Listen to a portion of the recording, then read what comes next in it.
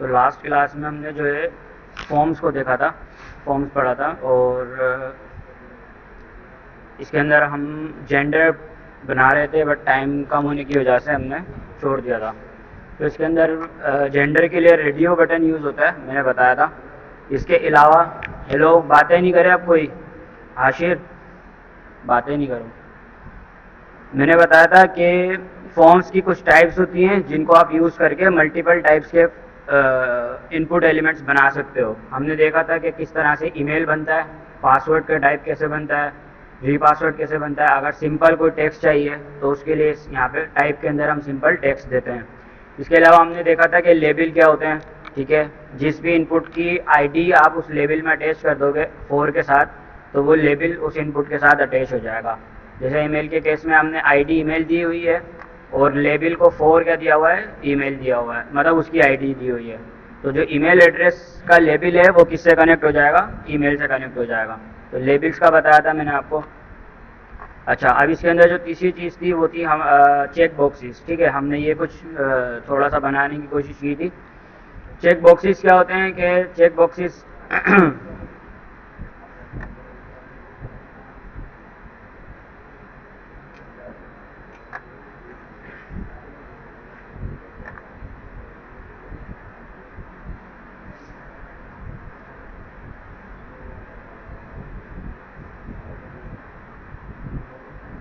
Check boxes मतलब multiple values होती हैं आपके पास, उसमें से आपको एक वैल्यू को जो है चूज़ कराना चाहते हैं, उसके लिए आप क्या यूज़ करते हैं, चेक बॉक्सेस।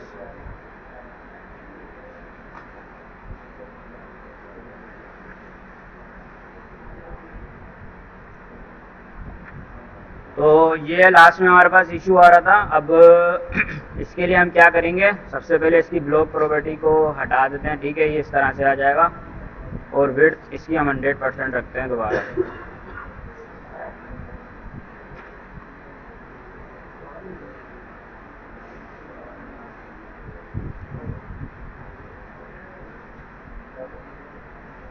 सीएसएस को फिलहाल छोड़ते हैं, अभी हम क्या कर रहे हैं, हम फॉर्म पे काम कर रहे हैं, सही है। तो मैं बता रहा था चेक बॉक्सेस किस तरह से काम करती है।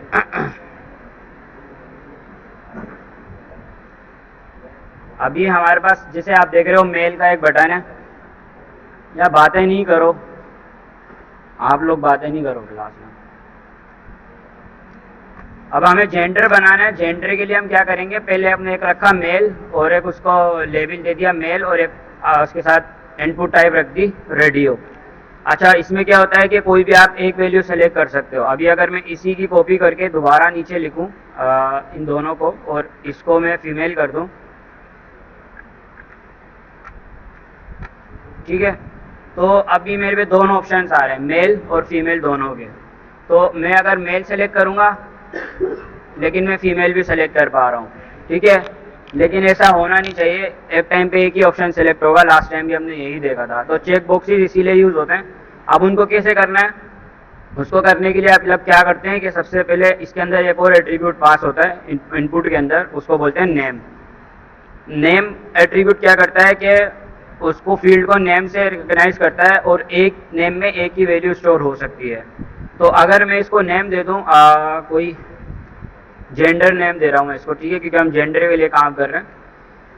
अभी मैंने सिर्फ मेल को दिया है, ठीक है। तो वैसे वो एट्रीब्यूट नज़र नहीं आते, आप लोगों को पता है कि एडिशनल इन्फॉर्मेशन होती है, लेकिन अभी मैं दोनों सेलेक्ट कर पा रहा हूँ। तो अब अगर मैं जेंडर एट्रीब्यूट इसी को इसको भी पास कर दूंगा नीचे मेल के बाद फीमेल को, सॉरी इसकी वैल्यू फीमेल होगी,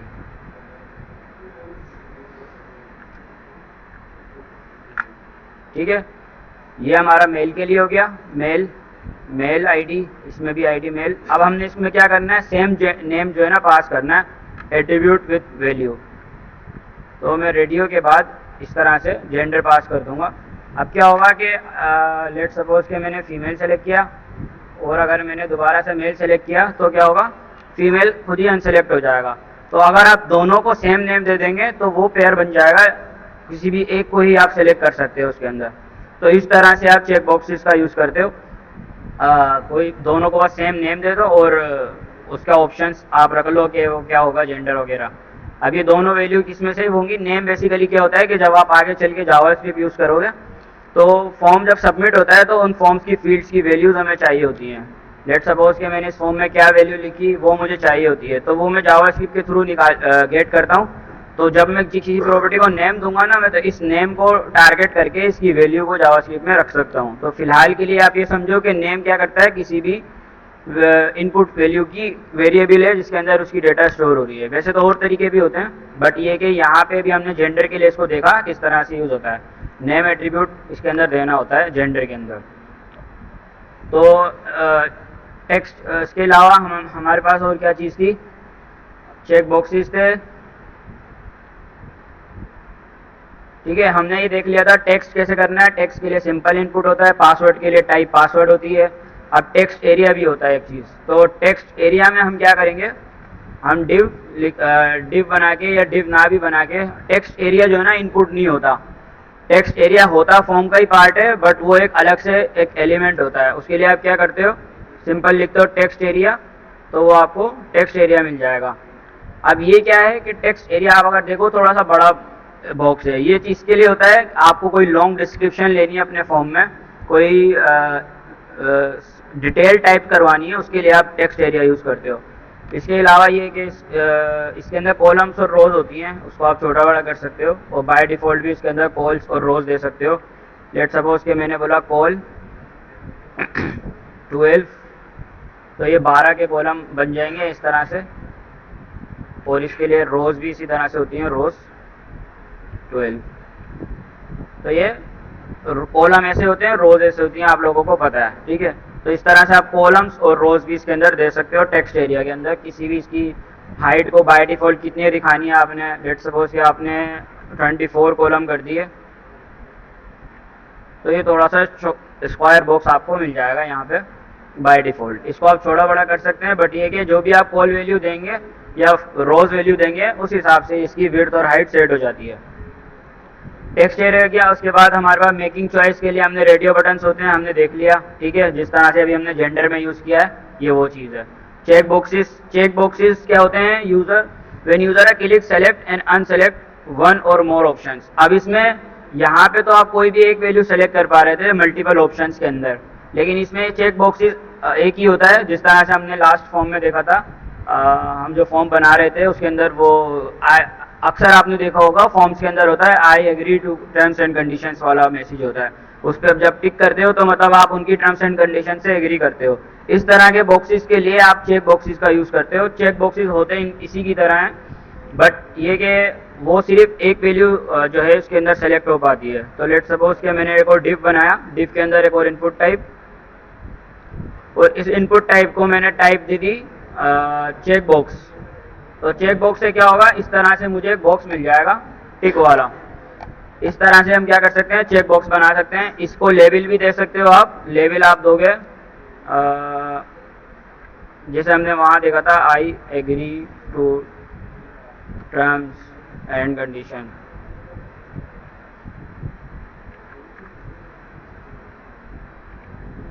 तो ये अब आप इसको पहले रख सकते हो या लेबल को नीचे भी रख सकते हो। अब ये मोस्टली चेक बॉक्स पहले होता है, उसके बाद उसका कुछ टेक्स्ट लिखा हुआ होता है। तो आप इस पर टिक करोगे तो आपका चेक बॉक्स टिक हो जाएगा। मीन्स कि आपने उनकी एग्री, जो भी उनकी कंडीशंस, टर्म्स एंड कंडीशंस हैं उससे आपने एग्री किया, तो आपने उस पर चेक बॉक्स पर टिक किया। इस तरह से चेक बॉक्सेस होते हैं। अब ये मल्टीपल भी हो सकते हैं और मल्टीपल सेलेक्ट भी हो सकते हैं। ठीक है, ज़रूरी नहीं है कि कोई 3 होंगे तो आपने एक ही सेलेक्ट करना है, आप तीनों चारों भी सेलेक्ट कर सकते हैं। वो वाली कंडीशन सिर्फ रेडियो बटन्स में होती है, जिसके अंदर हम चॉइसेस को सेलेक्ट कर रहे होते हैं कि आपकी क्या चॉइस है। अच्छा, उसके अलावा क्या होता है, हमारे पास ड्रॉप डाउन होता है। ड्रॉप डाउन क्या होता है कि मीन्स आपने क्लिक किया, कुछ ऑप्शंस आपके पास ओपन हुए, आपने उसमें से कोई भी एक ऑप्शन सेलेक्ट कर लिया। अब वो ड्रॉप डाउन कैसे बनता है उसके लिए हमारे पास यूज होता है सेलेक्ट। एक सेलेक्ट एलिमेंट होता है, फॉर्म का ही एलिमेंट है। जैसे मोस्टली तो हमारे पास सारे इनपुट से ही बने हुए हैं। एक हमने टेक्स्ट एरिया अलग देखा है। इसके अलावा ड्रॉप डाउन के लिए हम क्या यूज़ करते हैं, सेलेक्ट यूज़ करते हैं। ठीक है, सेलेक्ट। अब एक आप सेलेक्ट एलिमेंट पेरेंट बनाएंगे, पेरेंट के अंदर आप उसके ऑप्शंस डिफाइन करेंगे। जिस तरह से हम लिस्ट में कर रहे होते थे, हम यूएल के अंदर उसके एलाइज बनाते थे, इसी तरह से फॉर्म्स के अंदर हम एक सेलेक्ट पेरेंट बनाते हैं और पेरेंट के अंदर हम उनके ऑप्शंस रख रहे होते हैं सारे। तो लेट सपोज कि मैं इसके बाद टेक्स्ट एरिया से पहले ही एक और इन डिव बना के उसके अंदर मैं बनाता हूँ सेलेक्ट ठीक है, अब ये नेम और आईडी बाय डिफॉल्ट दे रहा है एट्रीब्यूट, क्योंकि ये मोस्टली जो है ना फॉर्म्स में रिक्वायर्ड होती हैं चीज़ें। उसके बाद अभी मुझे कुछ नज़र नहीं आएगा, मतलब उसमें कोई ऑप्शन नज़र नहीं आएंगे, देख रहे हो। इस तरह से मुझे ये एम्प्टी ड्रॉप डाउन नज़र आ रहा है आप लोगों को वेब पे।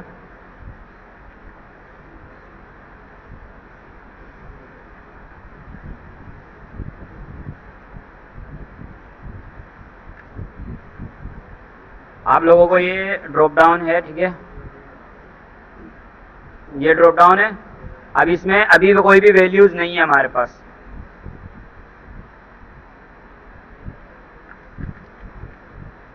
इसमें कोई भी वैल्यूज नहीं है। इसमें वैल्यूज देने के लिए आपने क्या करना है, आपने लिखना है पहले ऑप्शन, ठीक है। एक ऑप्शन भी एलिमेंट होता है जो कि सेलेक्ट का चाइल्ड है। ऑप्शन सेलेक्ट का चाइल्ड होता है। इसके अंदर आप क्या बताते हो, आप इसमें बताते हो कि लेट सपोज हम किसी कंट्री का बना रहे हैं, तो आप इसमें पहले एक लेबल लगा दो और लेबल को आप बोलो कंट्री, ठीक है, ताकि पता चले कि ये कंट्री सेलेक्ट करने के लिए है। और इसके अंदर हमने लिख दिया पाकिस्तान, ये हमने लास्ट टाइम किया भी था शायद लास्ट क्लास में, ठीक है। तो ये कंट्री के अंदर हमने लिखा पाकिस्तान, इसके अंदर एक वैल्यू आ गई। अगर आपको दो वैल्यूज चाहिए तो हम इसको इंडिया कर देंगे, तो ये हमारे पास दो ऑप्शन हो जाएंगे, ठीक है। अब इसमें से भी कोई भी आप एक ऑप्शन सेलेक्ट करोगे। अच्छा, इसके साथ है ना जो आप यहाँ दे रहे होते हैं ना, वही चीज़ आपने वैल्यू में देनी होती है, क्योंकि जब आप फॉर्म की वैल्यू को गेट करोगे ना, तो उसमें से आपको ये वैल्यूज़ यहाँ से मिलेंगी। तो पाकिस्तान की वैल्यू में पाकिस्तान लिख देते हैं। अब जब आपका फॉर्म सबमिट होगा और आपका डेटा पीछे बैकएंड पे डेटाबेस में जाएगा, तो उसमें ये वैल्यू जाएगी, जो मैंने वैल्यू के अंदर वैल्यू लिखी है वो जाएगी, ना कि ये टेक्स्ट जाएगा। टेक्स्ट नहीं जाता बल्कि वैल्यू जाती है। तो इसी तरह से आप इसमें भी वैल्यू लिख दोगे इंडिया, ठीक है। तो ये अब हम जब सेलेक्ट करेंगे तो हमें इनकी वैल्यूज़ मिल रही होंगी। अब जब हम जावास्क्रिप्ट करेंगे तब हम इसको देख लेंगे कि वैल्यूज़ किस तरह से हमें नज़र आती हैं, सही है। अच्छा, ये हो गया सेलेक्ट। अब सेलेक्ट में हमने कुछ और प्रॉपर्टीज़ होती हैं जैसे सेलेक्टेड। अब इसके अंदर अभी तो अगर आप देखो, अच्छा, इसके अंदर एक प्रॉपर्टी होती है सेलेक्टेड एट्रीब्यूट होता है। वो क्या करता है, बाय डिफॉल्ट आपकी वैल्यू को सेलेक्टेड दिखाता है, आप जिस भी ऑप्शंस में दे दोगे। अभी अगर आप देखो तो मेरा पाकिस्तान सेलेक्ट हुआ हुआ आ रहा है, ये सेलेक्ट हुआ हुआ नहीं है, बल्कि उसमें वैल्यू फर्स्ट पाकिस्तान है, इसलिए वो पाकिस्तान को दिखा रहा है। लेकिन अगर आप इंडिया के अंदर एक एट्रीब्यूट लगा दोगे सेलेक्टेड, ठीक है, सेलेक्टेड लगा दोगे, तो अब आपका इंडिया दिखाएगा, ठीक है। इसी तरह से अगर आपके पास और ऑप्शन हैं, चाइना आपके पास एक ऑप्शन है, ठीक है, और अगर आपने सेलेक्टेड चाइना में लगा दिया तो आपका क्या होगा, चाइना सेलेक्टेड दिखाएगा। तो सेलेक्टेड क्या करता है, बाय डिफॉल्ट आपने कौन सी वैल्यू उसको दिखानी है यूज़र को, वो उसको सेलेक्ट करके आपके एलिमेंट में सेव करके दिखाता है आपको। सेलेक्टेड हो गया, ठीक है। ऑप्शंस वैल्यूज हमने देख ली। नेम, नेम मैंने बताया कि नेम क्या होता है, attribute indicate the name of the form being send to the server, ठीक है। सर्वर पे जो हमारा फॉर्म जाएगा, जैसे मैंने बात की कि बैकएंड क्या होता है, हमारा एक सर्वर होता है। सर्वर पे जब हमारा डेटा जाएगा तो उसके अंदर फॉर्म्स के अंदर जो वैल्यूज होती हैं वो जाती हैं, और वैल्यूज कहाँ से आती हैं, वो नेम एट्रीब्यूट से आती हैं। तो वो नेम से उन वैल्यूज को पिक करके पीछे बैकएंड के सर्वर पे हमें भेजता है और हम डेटाबेस में उसको स्टोर कराते हैं, ठीक है। बाकी इसको जब काम करेंगे मजीद हम जब देखेंगे कि नेम, वैसे इसका नेम का इस यूसेज यही होता है इसके अंदर। अच्छा, मल्टी सेलेक्ट भी होते हैं, आई डोंट नो अभी ये काम करते हैं या नहीं, बट पहले तो काम करते थे, अभी HTML5 का है शायद। तो इसमें क्या करना होता है, मल्टीपल एक हमें एट्रीब्यूट देना होता है, ठीक है। जैसे इन्होंने ये सेलेक्ट बनाया हुआ है, नेम इन्होंने इंस्ट्रूमेंट दिया हुआ है क्योंकि ये इंस्ट्रूमेंट के लिए, तो हम भी अपने सेलेक्ट को नेम दे देते हैं कंट्री, क्योंकि हम कंट्रीज़ के लिए बना रहे हैं ना। तो जब हम फॉर्म सबमिट करेंगे तो हमारे पास पीछे कैसे वैल्यू मिलेगी, कंट्री, उसकी वैल्यू, उसका नाम होगा कंट्री, और उसकी वैल्यू क्या होगी, जो भी हमने सेलेक्ट बॉक्स में से सेलेक्ट की हुई होगी वो उसकी वैल्यू होगी। तो हम मल्टीपल कैसे बना सकते हैं, मल्टीपल के लिए हमारे पास ये होता है मल्टीपल, मल्टीपल का एक एट्रीब्यूट होता है, उसको आप यूज़ करते हो तो आपका सेलेक्ट क्या करता है, मल्टीपल वैल्यूज़ को अलाउ करता है। मल्टीपल, अगर मैं सिर्फ मल्टीपल लिखूं तो क्या ये सेलेक्ट करने देगा, ठीक है। मल्टीपल,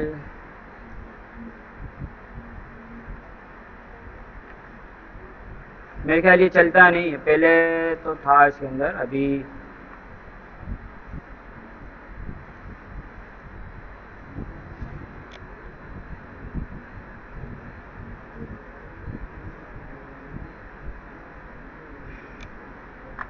तरह से मल्टीपल काम नहीं करता। आई थिंक ये ओल्ड HTML का है, ठीक है। अभी HTML5 में मल्टीपल सेलेक्ट नहीं होते आपके पास। या अगर मैं साइज़ 2 रखूं तो ये 2 दिखाएगा मुझे, लेकिन सेलेक्ट मैं एक ही कर पा रहा हूँ, फिर भी 2 में से वैल्यूज़ नहीं सेलेक्ट कर पा रहा, तो इसको छोड़ देते हैं। साइज़ से ये होता है कि आप कितने साइज़ दिखाना चाह रहे हैं वो साइज़ है। वो तो वैसे भी हम जितने ऑप्शंस देंगे हमें सेलेक्ट का उतना साइज़ मिलेगा, मतलब उतने ऑप्शन सेलेक्ट के अंदर नज़र आएंगे, ठीक है। तो ये सेलेक्ट हो गया, ड्रॉप डाउन बनाने के लिए यूज़ होता है। हेलो, बातें नहीं करो। तो उसके बाद होता है फाइल इनपुट। फाइल इनपुट क्या करता है, आपकी कोई भी इमेज है, कोई भी PDF है या किसी भी टाइप की फाइल अगर आप फॉर्म के थ्रू सबमिट करना चाह रहे हैं, उसके लिए आपके पास क्या होता है, फाइल इनपुट होता है। फाइल इनपुट के अंदर हमारे पास सेम तरह का इनपुट होता है, उसकी टाइप आप क्या देते हैं, फाइल देते हैं, सही है। तो वो क्या करेगा, आपको इस तरह से फाइल्स बनाने के लिए वो कर देगा। इसको यूज़ करके देखते हैं। अगर मैं यहाँ पे डिव में एक और लिखूँ इनपुट और उसकी टाइप में लिख दूँ फाइल, तो मुझे फॉर्म में अपने पास ये चूज़ फाइल का बटन नज़र आ रहा है आपको। अक्सर आपने देखा होगा चूज़ फाइल, आप असाइनमेंट सबमिट करते हैं वहाँ पे भी एक ऑप्शन होता है। तो आप इस पर क्लिक करेंगे तो अब वो आपको फाइल सेलेक्ट करने के लिए बोलेगा। तो आप कोई भी एक फाइल सेलेक्ट कर सकते हैं उसके अंदर, और जैसे कोई इमेज वगैरह है, ठीक है, इमेज वगैरह सेलेक्ट कर सकते हैं। अब आपका स्क्रीनशॉट 3 जो है ना इस फाइल के अंदर सेव हो गया। तो इस तरह से आप फाइल्स भी फॉर्म्स के अंदर ले सकते हैं। इसके अलावा फाइल्स में क्या होता है, टाइप फाइल रखते हैं, ठीक है। और मोस्टली फिलहाल इसके अंदर HTML साइड पे इतना ही काम होता है। नेम इसको भी दे सकते हैं आप कि आप इस फाइल के अंदर क्या नेम लेना चाह रहे हैं। इसको थोड़ा सा डिज़ाइन भी इस तरह से कर सकते हैं, ठीक है। तो ये हो गया हमारा फाइल। लास्ट में हमारे पास आ जाता है सबमिट बटन। अब हमने बटन पहले यूज़ किया था, अपने ग्रिड बना रहे थे उसके अंदर, ठीक है। तो बटन भी होता है, लेकिन आप बटन को इनपुट से भी बना सकते हो और वैसे भी बटन एलिमेंट से भी बना सकते हो। तो ये फॉर्म के लास्ट में आता है हमेशा, क्योंकि ये किस लिए होता है, फॉर्म को सबमिट करने के लिए होता है। इनपुट लिखोगे आप और उसकी टाइप अगर आप सबमिट लिखोगे तो ये आपको बटन देगा। अब इस बटन से क्या होता है, हमारा फॉर्म अगर आप देखो तो सबमिट हो रहा है फॉर्म। मैंने जैसे इस पर क्लिक किया तो मेरा फॉर्म सक्सेस पे आ गया। क्यों आ गया सक्सेस पे, पिछली क्लास में मैंने कुछ किया था, अगर याद हो आप लोगों को।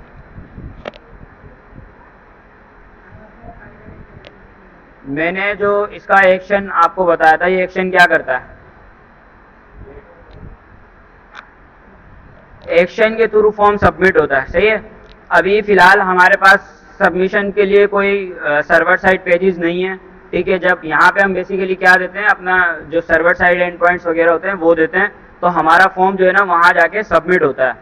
अगर किसी ने PHP वगैरह में काम किया हो तो वो इस तरह से हमारा फॉर्म सबमिट होता है। लेकिन अभी हमने क्या करा था, फिलहाल के लिए हमने एक स्क्रीन बनाई थी सक्सेस की इधर, और अगर मैं इसके अंदर लेट सपोज के मैं लिख दूँ, ठीक है, और ये हमारा हो गया सक्सेस पेज, और सक्सेस पेज में मैं लिख दूँ एक H1 लगा दूँ,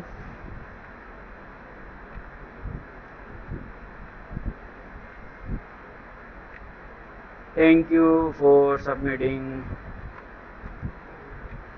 फॉर्म।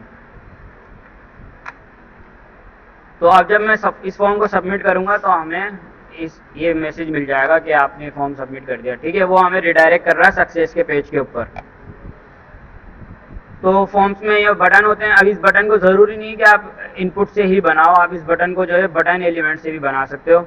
जैसे कि हम इसको कमेंट करके नीचे लिखते हैं बटन, और मैं इसमें लिखता हूँ सबमिट, ठीक है। फिर उसके अंदर आपको टेक्स्ट देना होता है। अभी तो हम इनपुट के अंदर वो सिर्फ सबमिट आ रहा था। लेट सपोज कि आपने कुछ करना था, ऐड, इसकी वैल्यू ऐड रखनी थी, तो आप बटन यूज़ कर सकते हो ऐड।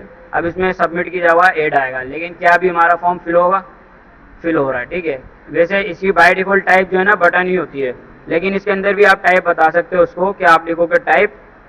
अब टाइप में ये रीसेट फॉर्म करना है तो वो फॉर्म को रीसेट कर देगा, सबमिट फॉर्म करोगे तो सबमिट कर देगा। रीसेट टेस्ट करते हैं कि रीसेट कैसे करता है।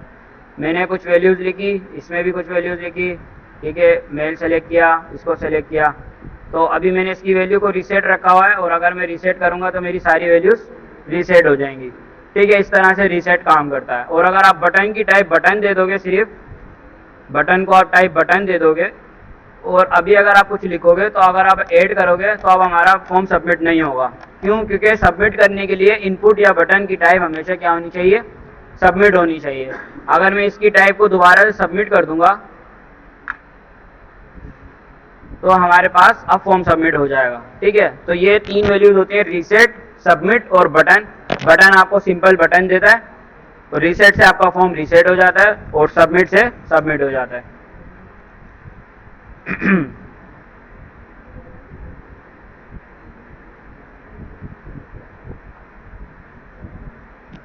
अच्छा, टाइप इमेज भी होता है कुछ, उसके अंदर आप इमेज देते हैं। अब उसके लिए मुझे कोई इमेज लानी पड़ेगी। बस ये आप लोग यूज कर लेके देख लेना। ठीक है, इसमें क्या होता है कि आप इनपुट टाइप इमेज करके और उसमें एसआरसी में कोई भी इमेज का पाथ देंगे ना, तो वो क्या करेगा, आपको इमेज लगा के दे देगा उसके अंदर, इनपुट के अंदर। ठीक है, तो ये आप चेक कर लेना, क्योंकि अभी फिर मुझे इमेज वगैरह लानी पड़ेगी।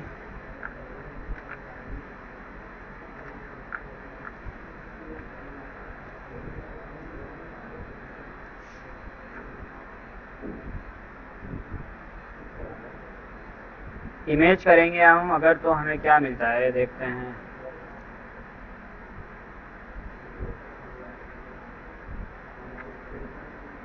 अब हमें पहले इसके अंदर इमेज लगानी पड़ेगी, फिर ये नज़र आएगा। ठीक है, तो इस तरह से आप इमेज भी लगा सकते हैं अपने किसी भी इनपुट के अंदर। अच्छा, इसके अलावा एक हिडन होता है, ठीक है, और एक बटन होता है। मैं बाहर भेज दूंगा आप दोनों को, आप बातें नहीं करो, क्लास डिस्टर्ब नहीं करो, शोर हो रहा है, फायदा नहीं है। दूसरे स्टूडेंट्स हैं ना, आप लोगों को आता है, मुझे पता है आप दोनों को आता होगा, लेकिन दूसरे स्टूडेंट्स हैं जिन्हें नहीं आता, फिर वो कंफ्यूज होते हैं, शोर होता है ना, उन्हें समझ में नहीं आती।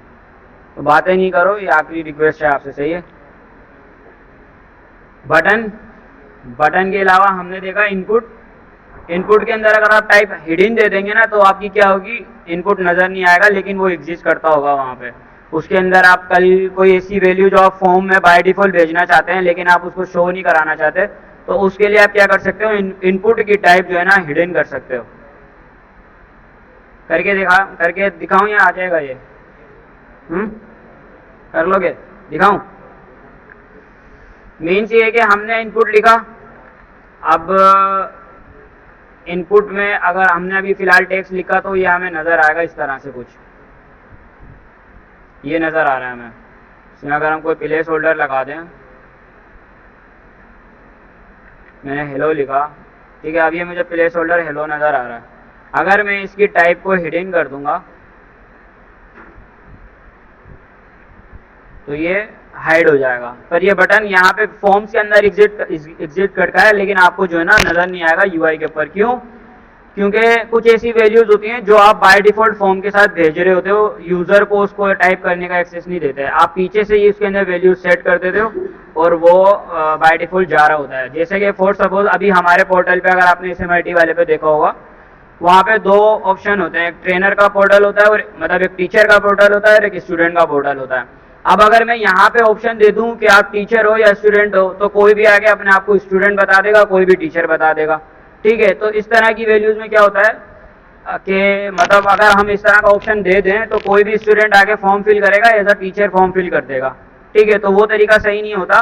तो हम क्या करते हैं, हमने 2 अलग अलग फॉर्म बनाए होते हैं और पीछे हिडन में उसकी नाम हमने क्या दिया होता है, हमने नाम दिया हुआ लेट सपोज रोल। रोल का क्या मतलब है कि या तो यूजर रोल होगा या एडमिन रोल होगा, और हम उसकी वैल्यू को यहीं से सेट कर देते हैं। क्या हमने सेट कर दिया, टीचर। तो अब ये जब भी फॉर्म सबमिट होगा ना, तो इसकी वैल्यू हमेशा टीचर जाएगी, पीछे बैकएंड पे पता चल जाएगा कि ये जो फॉर्म फिल किया गया है वो किसी टीचर के थ्रू किया गया है। ठीक है, तो हम यूजर को ऑप्शन नहीं देते, बल्कि हम क्या करते हैं, पीछे से एक हिडन वैल्यू सेट कर देते हैं जो कि हमारी वैल्यू लेके जारी होती है जब भी हमारा फॉर्म सबमिट होता है। तो अब जब हमारा फॉर्म सबमिट होगा तो हमारी ये फील्ड जारी होगी, लेकिन यहाँ हमें यूआई पे नजर नहीं आएगी, और उस फील्ड की वैल्यू क्या आ रही होगी, टीचर वैल्यू आ रही होगी। तो इस तरह से हिडन इनपुट्स यूज होते हैं।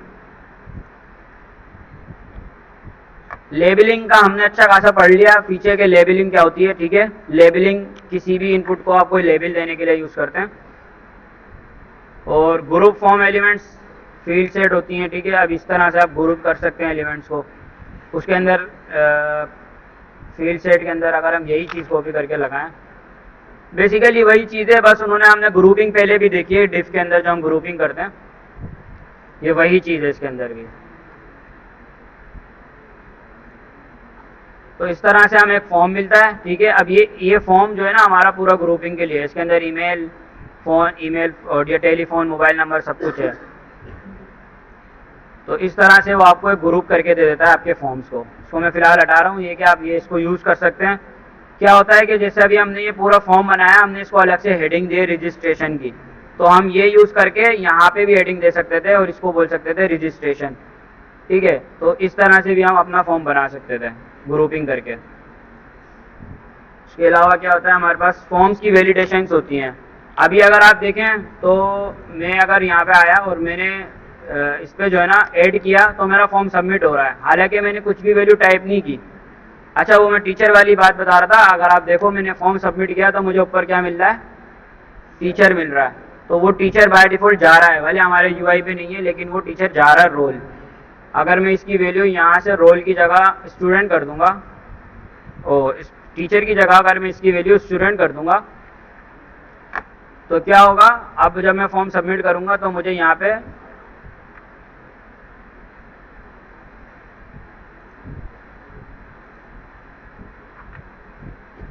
मैंने स्टूडेंट वैल्यू दी इसको, और मैंने जब इस फॉर्म को सबमिट किया तो मुझे यहाँ पे रोल में क्या मिल रहा है, स्टूडेंट मिल रहा है। तो इस तरह से आप हिडन वैल्यू भेज सकते हो। खैर, हम अभी क्या बात कर रहे थे, हम बात कर रहे थे वैलिडेशन की। फॉर्म अगर अभी मैं कुछ भी नहीं लिख रहा और मैं इसको सबमिट कर रहा हूँ ना, तो मेरा फॉर्म सबमिट हो रहा है। तो इस तरह से क्या होता है कि मतलब गलत वैल्यूज जो है ना आप डेटाबेस में एम्प्टी वैल्यूज सेव हो रही होती हैं। उस चीज़ को बचने के लिए हम क्या करते हैं, वैलिडेशन करते हैं फॉर्म की। वैलिडेशन का मतलब कि आप पहले वैलिडेट करो कि ये इस फील्ड की वैल्यू एग्जिस्ट करती है या नहीं। अगर एग्जिस्ट करती है तो ही फॉर्म को सबमिट करो, अदरवाइज नहीं करो।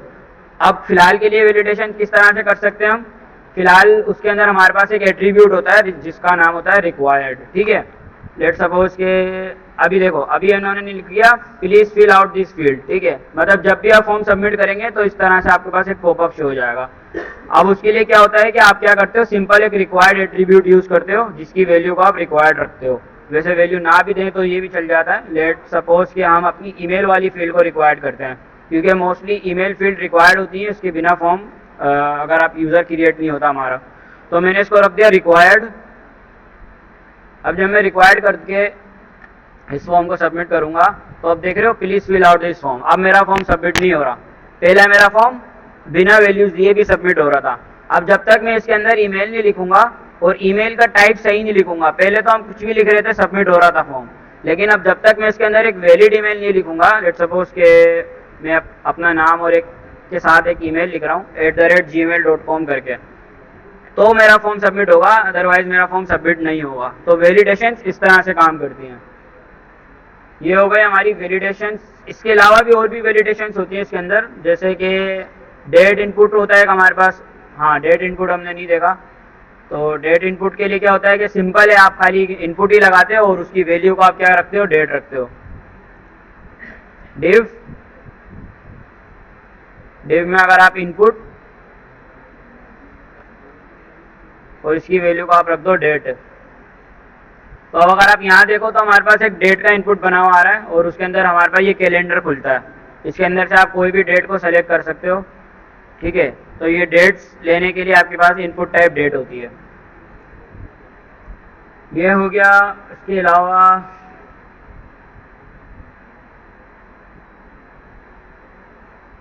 अब देखो, फॉर्म एक्शन के अंदर हमें ना इस तरह से पूरा हमें पाथ देना होता है। बेसिकली ये PHP वगैरह के लिए यूज़ होता था, हम तो शायद ही देखेंगे इस चीज़ को क्योंकि हम माइन स्टैक सीख रहे हैं। लेकिन ये क्या, जब APIs वगैरह बनाएंगे हम, तो मे बी हम APIs के राउट यहाँ रखेंगे। APIs का पता है किसी को क्या होता है? नहीं पता? तो इस तरह से इनपुट वगैरह बना के, ठीक है, बस ये सारी चीज़ें हमने कर ली। टाइप URL भी रख सकते हो आप, उसके लिए क्या होगा कि वो URL एक्सेप्ट करेगा, ठीक है। URL पता है आपको क्या होता है? जो हमारे ये ब्राउज़र के अंदर ये जो चीज़ें खुल रही होती हैं, इसको URL बोलते हैं। सर्च इनपुट होता है हमारे पास, सर्च में आप टाइप सर्च रखते हो तो वो सर्च के लिए काम करता है। इस तरह से आपके पास सर्च आ जाएगा। उसके लिए फिर हमें कुछ चीज़ें बनानी पड़ेंगी, ठीक है। इस तरह से आपका फॉर्म नज़र आएगा ये पूरा।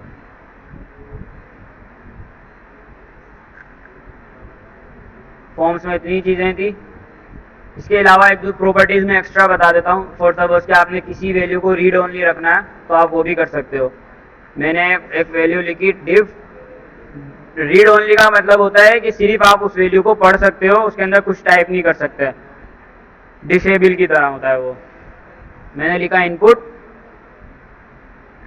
और इनपुट के लिए मैंने ऊपर लगाया हमारा लेबल, और इसको मैंने बोला ये रीड ओनली प्रॉपर्टी है।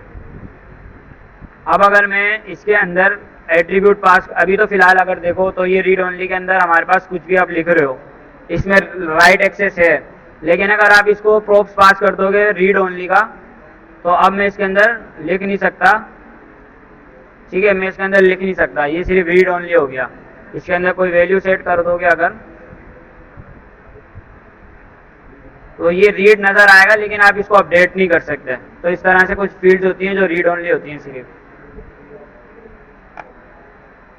अच्छा, और ठीक है, बस ये समरी है। समरी में क्या है कि कलेक्ट इन्फॉर्मेशन, अगर आपको यूज़र से इन्फॉर्मेशन चाहिए उसके लिए आप क्या यूज़ करते हो, फॉर्म यूज़ करते हो। और information from a form is sent is name value spare. ठीक है, जो भी वैल्यू मैंने बताया कि जो भी फॉर्म की वैल्यू शेयर होती है वो किसके थ्रू होती है, नेम और वैल्यू के थ्रू। नेम के अंदर उस इनपुट की नेम आ रहा होता है, जिसे हमने यहाँ पे जब हमारा फॉर्म सबमिट कर रहे हैं हम,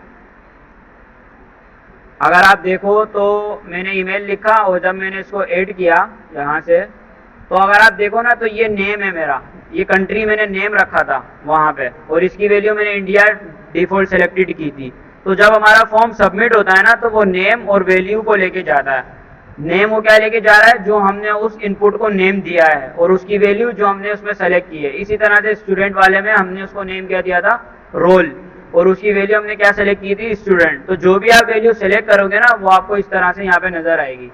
लेट सपोज कि मैं पासवर्ड भी लिखता हूँ यहाँ पे, पासवर्ड में 11223344, मैं इसको सबमिट करता हूँ। अगर चेंज योर पासवर्ड, मे भी पासवर्ड नजर नहीं आया क्योंकि वो थोड़ा सिक्योरिटी वाला होता है ना। तो अब अगर आप देखो जेंडर में क्या आ रहा है, ऑन आ रहा है बेसिकली। अब ये ऑन ऑन ऑफ होता है, वो अभी आपको थोड़ा समझ में नहीं आएगा, लेकिन ऑन में ही होता है कि जो वैल्यू जिस पे भी सिलेक्टेड होती है ना वो उसको ऑन दिखाता है, ये वैल्यू नहीं लेके जाएगा, ये ऑन और ऑफ लेके जाएगा। फिर हम पीछे बैकएंड पे कैसे कंडीशन लगाते हैं कि अगर वैल्यू ऑन आ रही है तो मतलब वो यूजर मेल है, और अगर ऑफ आ रही है तो वो क्या है, फीमेल है। इस तरह से हम जेंडर को थोड़ा सा देखते हैं। क्या चीज, पासवर्ड के बराबर में आई ऑप्शन, ये वाला, ये से नहीं आएगा, इसको थोड़ा सा डिजाइन करना पड़ेगा, या जावास्क्रिप्ट यूज कर, वैसे जावास्क्रिप्ट से होता है ये। ठीक है, ये बिहेवियर है इसका, क्या है वो बिहेवियर हम किससे देते हैं, जावास्क्रिप्ट से देते हैं। ये वाला ऑप्शन हमारे फॉर्म में आ जाएगा, लेकिन उसके लिए हमें जो है ना दूसरे ब्राउजर में जाना पड़ेगा। किसी किसी ब्राउजर में बिल्ट इन होता है ये, शायद आ जाए, शायद नहीं आए, नहीं आ रहा, किसी किसी में बिल्ट इन होता है, लेकिन ये चीज बनती है जावास्क्रिप्ट के थ्रू। देखो ये मैंने बताया था जब हम स्टार्टिंग के लेक्चर्स में देख रहे थे कि जावास्क्रिप्ट क्या करता है, बिहेवियर पे काम करता है आपकी वेबसाइट के। तो ये एक बिहेवियर है, मैं उसको क्लिक कर रहा हूँ ना तो वो मुझे कुछ रिस्पॉन्स रिटर्न कर रहा है। अभी तक HTML CSS में ऐसा कुछ नहीं हो रहा था, लेकिन जावास्क्रिप्ट में क्या होता है कि जैसे हम उस पर बटन पे क्लिक करते हैं पासवर्ड शो हो जाता है, दोबारा क्लिक करते हैं पासवर्ड हट जाता है, तो वो इंटरेक्शन हो रही है हमारी वेबसाइट के साथ। उस चीज़ के लिए हमें जावास्क्रिप्ट यूज़ करनी पड़ेगी। और इसके अलावा क्या है कि मैंने बताया नेम और वैल्यूज के पेयर के साथ जाता है। अच्छा, यहाँ पे जो है ना, हेलो, अभी जो है ना HTML के क्विज होंगे आपके, उसके अंदर आपको पोर्टल के ऊपर क्विज दिए जाएंगे, वहाँ से जो है ना आप लोगों की प्रोग्रेस का पता चलेगा कि आप लोग कितना अच्छा सीख रहे हो। वो मैं नहीं लूँगा, वो सर वाले आपसे क्यों बोलेंगे। ठीक है, एक तरीके का आई थिंक मुझे आइडिया नहीं है, लेकिन MCQ टाइप पेपर होता है वो, या कुछ रिटर्न में भी होता है, तो वो आप लोगों से लिया जाएगा। आप लोगों को देखो, मैंने अभी तक सारी चीज़ें पढ़ाई हैं, चैप्टर 7 तक हमने हर चीज़ बहुत डिटेल में पढ़ी है, 2 दफ़ा पढ़ी है। तो आसान लफ्जों में नाक नहीं कटवानी बस आपने, सही है, अच्छा पेपर देना है, वो क्विज अच्छी तरीके से करना है आपने। मुझे खुद को पता ही नहीं है क्या आता है, पेपर आएगा तो मैं आप लोगों को, वो क्विज क्या है, टेस्ट है आपका। बेसिकली हमारे यहाँ पे कोर्स में मॉड्यूल्स बने हुए हैं ना, अब उस मॉड्यूल्स में आपके पास हर जब भी हम कोई एक मॉड्यूल कवर करेंगे ना, उस मॉड्यूल का आपका टेस्ट टाइप होता है, उस पोर्टल के ऊपर ऑप्शन होगा, वहाँ से आपको वो क्विज मिलेंगे और उसका कुछ टाइम होता है, उस उतने टाइम पीरियड के अंदर आपने उसको कंप्लीट करना होता है। जी यार, ये मैं आपको बताऊंगा पूरा अच्छी तरह बाद में, जब क्विज लेंगे ना, जब बताऊंगा। लेकिन ये कि आप लोगों को HTML के अंदर सारी चीज़ें आनी चाहिए, सही है। और सिर्फ प्रैक्टिकली नहीं, कॉन्सेप्ट भी आपकी क्लियर होना चाहिए। एट्रीब्यूट्स क्या होते हैं, कौन कौन से एलिमेंट्स होते हैं, नेम क्या करता है, वैल्यू क्या करती है, सही है। इसके अलावा डॉक टाइप क्या होता है, ठीक है। डॉक टाइप आपके HTML का वर्जन बताता है। अगर आप कभी देखो, आप अपनी HTML वाली फाइल में आओ, अगर यहाँ पे हमेशा लिखा हुआ होता है ये डॉक टाइप। इसका काम क्या होता है, बेसिकली आपके वर्जन को डिफाइन करना होता है कि आप कौन से HTML का वर्जन यूज़ कर रहे हो, कौन सा वो यूज़ कर रहे हैं हम HTML का वर्जन। चलो इतना तो पता है आप लोगों को, HTML का 5 वर्जन यूज़ कर रहे हैं, सही है। हेड के अंदर हमारे पास मेटा, अब ये मेटा का क्या टेक करता है, ठीक है। मेटा का वैसे हमने देखा नहीं था, इसको देख लेंगे। पर ये कि मेटा जो है ना, मोस्टली व्यू पोर्ट्स को किस तरह की आपके पास लैंग्वेज सपोर्ट होगी वो, और अगर आपने कोई लिंक लगाना है उसको, वो हेड में आता है। इस तरह की जो चीज़ें हैं वो हेड के अंदर होती हैं सारी। तो आपको पता होना चाहिए कि सवाल आ जाए कि आपने अगर CSS की फाइल अटैच करनी है तो आपने कौन से टैग से करनी है, आपको पता होना चाहिए कौन से होता है, लिंक से होता है। वो लिंक कहाँ पे होनी चाहिए, हेड में होनी चाहिए या कहाँ होनी चाहिए, ये सब चीज़ें आपको पता होनी चाहिए, क्योंकि वो थ्योरेटिकली होगा वो एग्जाम, वो प्रैक्टिकल नहीं होगा, सही है। तो बी प्रिपेयर फॉर दैट, सही है। उसके बाद लास्ट में क्या है, HTML5 introduce new forms which make it easier.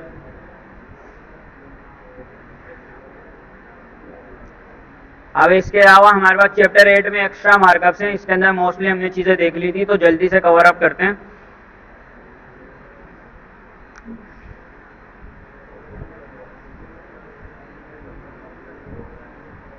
Evolution बताइए इन्होंने HTML4 और 5 के अंदर क्या डिफरेंसेस हैं।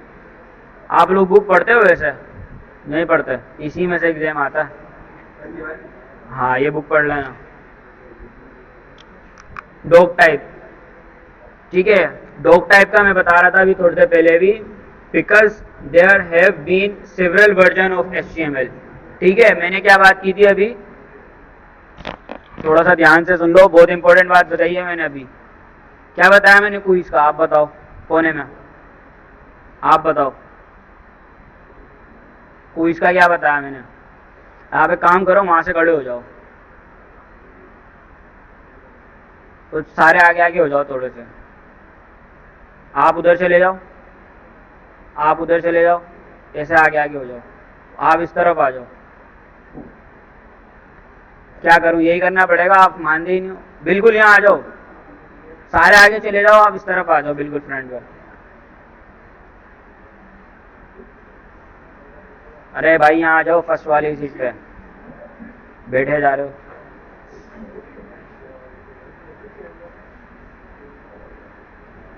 अब मानते ही नहीं हो आप लोग, क्या करूं मैं। और कोई सोल्यूशन छोड़ा ही नहीं है अभी फिलहाल मेरे लिए, आप लोगों ने क्या कर सकते हैं। तो भाई मैं बता रहा हूँ, हाँ क्विज का क्या बताया मैंने अभी, आप बताओ कोने में।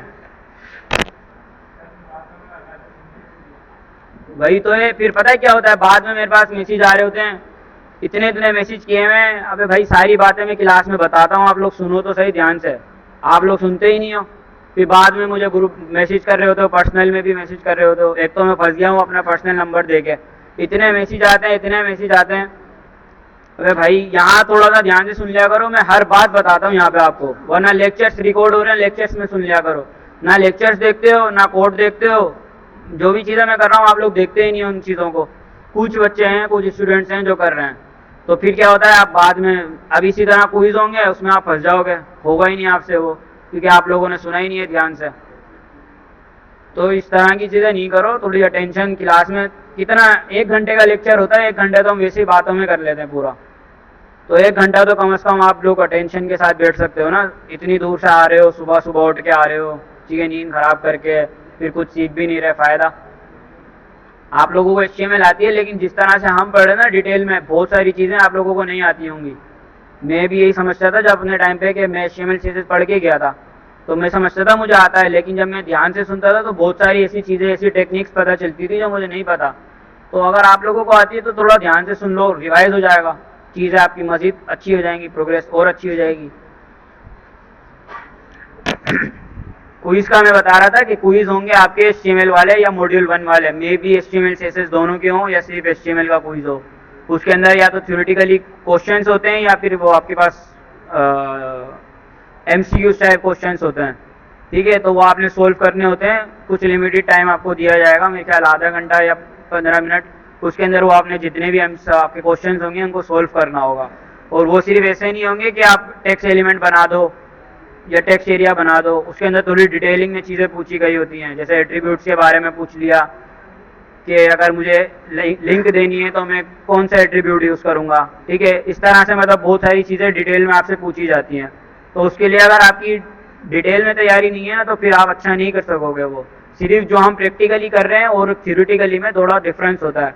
तो थोड़ा सा थ्योरेटिकली कैसे सही होगा, जब आप कॉन्सेप्ट को अपने अच्छे रखोगे, कॉन्सेप्ट अच्छे रखोगे तो ही आप उनको सोल्व कर सकते हो। बुक पढ़ते नहीं हो, क्लास में भी अटेंशन नहीं दे रहे हो, तो फिर कैसे होगा वो। ठीक है, तो थोड़ा सा ख्याल रखो।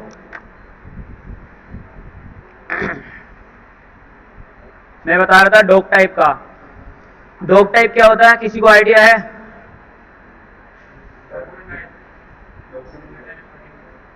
डॉक्यूमेंट टाइप तो होती है, क्यों, क्या करता है ये बता, क्या करता है क्या ये? Light of